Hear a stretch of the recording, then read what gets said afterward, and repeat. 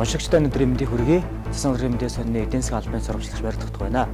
Энэ удаа бид уулзахад холбоотой нэм чухал асуудлыг хөндлөө.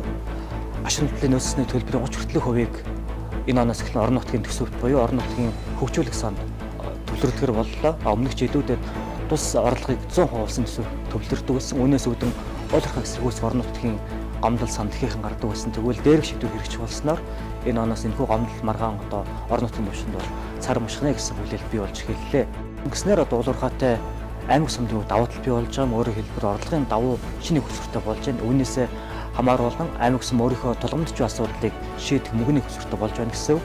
18 он улсын төсөв ашигтай гарснаар эдийн засгийн боломж нөгөө талдаа төсөвт бий болсон. Үүнтэй хамааруулан орлогыг орон нутагт нь хуваах одоо тэр нөхцөл байдал бол төсөвт бий болсон юм а. Энэ тухай нийтлэлийг засгийн газрын мэдээ сонины меморандум дураас уншигчдаа хүлээн авна уу.